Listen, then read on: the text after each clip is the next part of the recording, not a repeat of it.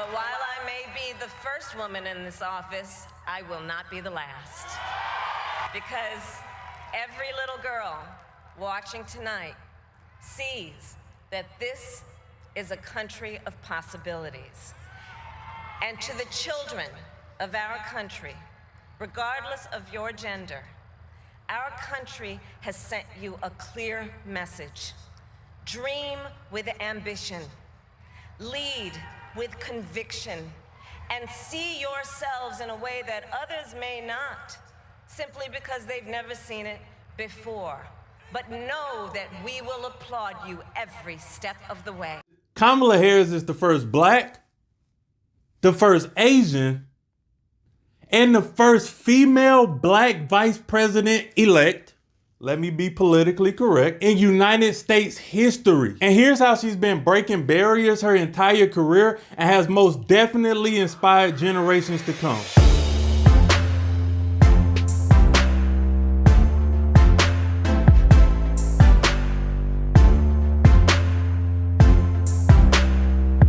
What's up, guys? Welcome back to another episode of Culture Breakdown. I'm your host, Jamal Nolan, and boy, I felt like getting a little presidential today, you feel me? If you're new to this channel, please hit the thumbs up, subscribe, and bell notification because I break down the most influential Black people in our culture every single Tuesday. Also, I make motivational videos that are tailored to specific Black groups. As you're watching this video, please leave a comment down below letting me know what you think about Kamala Harris becoming the first female and first Black vice president-elect. Has she inspired you? Do you feel like it's a change that's being made in America? Leave a comment down below. Before I hop into some principles, let's just do a brief overview of Kamala Harris and some of her accolades. First things first, Kamala Harris graduated from an HBCU, Howard University, and that is inspiration for all Black children that go to historically Black colleges, like myself. Family is my beloved Alpha Kappa Alpha, our Divine Nine, and my HBCU brothers and sisters. She went to school to become a lawyer, then she became the district attorney. She started breaking down barriers right away because she became the first district attorney in San Francisco's history. And then in 2010, she became the Attorney General. Then she followed that up with a 2016 California Senate seat, being the first Black woman to do that as well. So as you can see, Kamala has a track record of breaking barriers and being the first to do something. So this vice president-elect is nothing new to her. So these principles that I've lined up are key qualities of a groundbreaker. So how about we hop right into the principles? Starting with serve others. About what we have lost recently, but must remember and fight for, which is the nobility of public service. The nobility of public service. We hold these positions in the public trust. And there is some assumption that the American public rightly makes that when we have this power, we will use it in the best interest of the people we represent and not in the best interest of ourselves. Serving others as a public figure seems like an obvious statement, but not everybody that's a public figure, as we've seen, does that.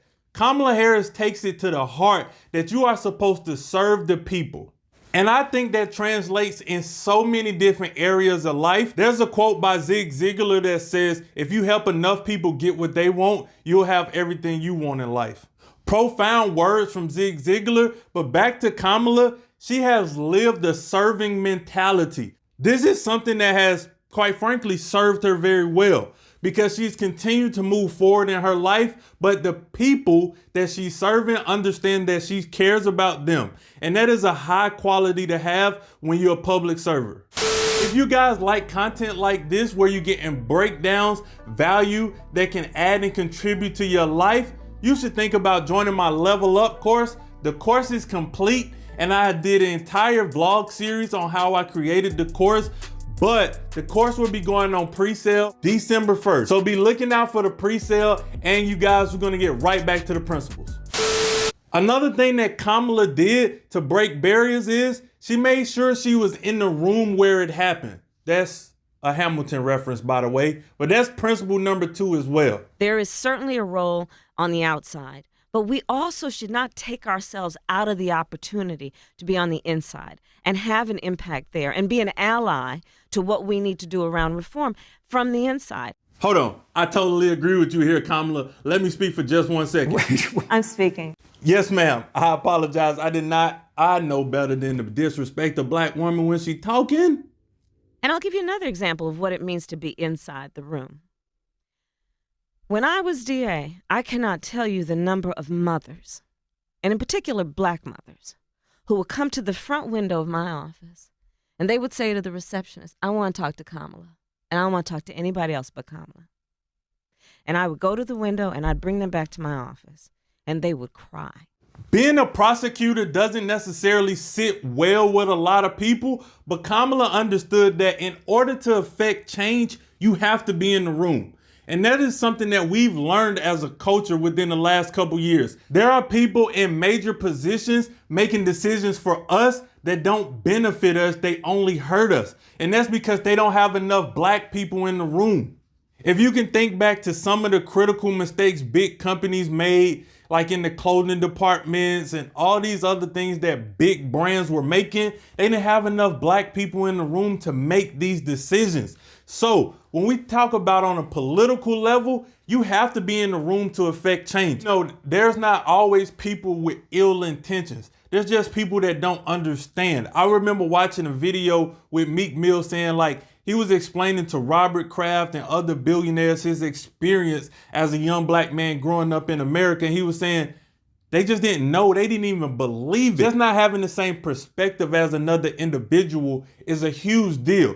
So having diversity in lawmaking and in decision making for black people is a huge deal. And Kamala understood early that you have to be in the room where it happens. And the last thing that she did that I thought was fantastic is she didn't ask permission. I mean, Angela, the other thing is this.